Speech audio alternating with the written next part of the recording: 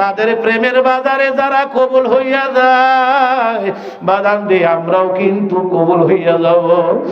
কান্দার দুইটা চোখ নিয়ে মাওলার কবরে যায় ঘুমায় বাবারে, প্রেমের অন্তর লইয়া ঘুমায়। আমার বন্ধু বলে ও মাসুক রে, যেই দিন দুনিয়া থেকে বিদায় নিব তুমি নূরের সানাই বাজাইও। আমার কবর দেখতে গেলে দেখতে পাবে পোড়া আগুনে, আল্লাহু আকবার, পোড়া দেহ, বিমান হলে পোড়া দেহ আমাকে দেখতে পাবে।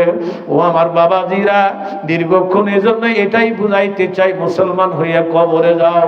আসেন আপনাদেরকে নিয়া মাওলার দরবারে একটা দরখাস্ত দেই, দুইখানা হাত উঁচু করে একটু কান্দি আল্লাহুম্মা আমিন। চোখ বন্ধ করুন, মাথা খানা নত করুন, কেউ কারোর দিকে তাকাবেন না। ওরে আবার মাবুদ রে, ওরে আমার মাওলা রে, একা একা কেমনে থাকবো কবরে, সাপে কাটবে গুর্জ মারবে, হায় রে হায়, কলিজা জ্বলিয়া যাইবে বিষের জ্বালায়। আল্লাহ বাবা কাঁদো। শুরু দিয়া মাহফিল এলোমেলো মনে হইতেছিল, আমার মনে হয় পুরাটা মাহফিল এখন কবুল হইয়া যাইতেছে। ও মাওলা, তোমার কুদরতি নজর দিয়া তাকাইয়া দেখো, তোমার পাগলেরা দুই চোখের পানি দিয়া গাল ভিজাইতেছে, টপ টপ টপ টপ করে দাড়ি দিয়ে top top top top top top করে পানি ঝরতেছে। এই মজলিসের মধ্যে কারো মা নাই রে, এই মজলিসের মধ্যে কারো বাবা নাই রে, ওরে আমার মাওলা রে।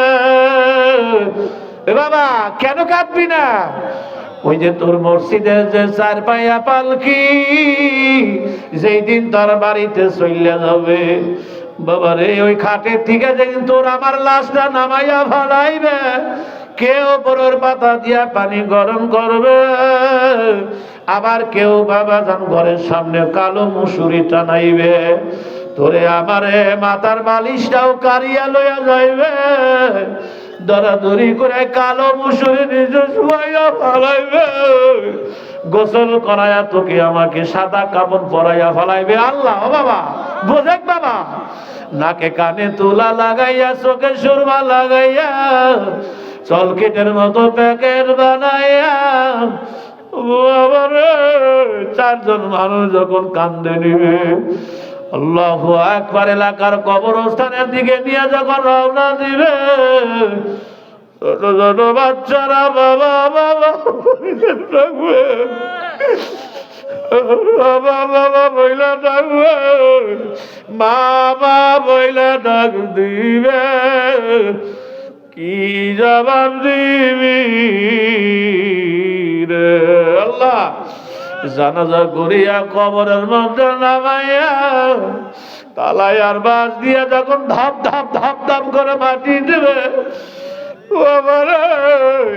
ওই সময় মাইয়া কাঁদবে আর বলবে, কই যাও, আমারে লইয়া যাও, লইয়া যাও।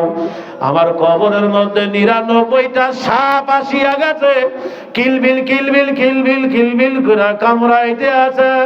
দুই পাশের মাটি এমন সাপ দিয়ে ধরবে, এক পাশের হাত দিয়ে আর এক পাশের মধ্যে ঢুকে যাবে। বাবা কি জবাব দিবি? কেমনে থাকবি? কাঁদো কাঁদো। আল্লাহ মজলিসকে তুমি কবুল করো, আল্লাহ যুবকদেরকে তুমি কবুল করো, এলাকাবাসীকে কবুল করো, আজকের মজলিসকে কবুল করো বিরহমাতিকা ইয়া আরহামার রাহিমিন। বসেন, আমার কিছু কথা আছে। আমার পরে তো আমাদের সারে তাজ, ওলামাদের সারে তাজ, তিনি তো আসেনি, আমি শুধু জালি চাপ দিলাম আর তিনি করবেন আসল ওয়াজ।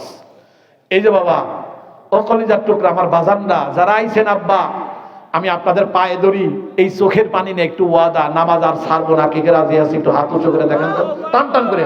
লিল্লাহে তাকবীর, লিল্লাহে তাকবীর। আল্লাহ এই হাতগুলিকে নামাজের জন্য কবুল করো, আল্লাহ নামাজের জন্য কবুল করো। হাত নামান। বিড়ি সিগারেট খাবো না, এটা মনে রাখবেন। সুন্নাত তরিকার দাড়ি নিয়ে কবরে যাব, রাজি আছেন ইনশাআল্লাহ? ভাই পাক্কা নিয়ত আছে না দাড়ি নিয়ে কবরে যাব ইনশাআল্লাহ? কে কে রাজি আছে ইনশাআল্লাহ? লিল্লাহি তাকবীর। আল্লাহ এই হাতগুলাকে কবুল করো, আমিন বলেন। হাত নামান।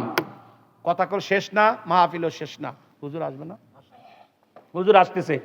যিনি আসতেছে তারে কি চেনেন? তিনি কে? অনেকেই চেনেন। তিনি কেমন আলেম, তার মর্তবা, তার শিক্ষা, তার দীক্ষা, এটা আমি বলতেছি। তিনি কিন্তু সেই মানুষ যিনি মুফতি মুহাম্মদ শফিক কাসিমি হাফিজাহুল্লাহ। সাধারণ কোনো মানুষ না, এটা সাধারণ মানুষ না। আমার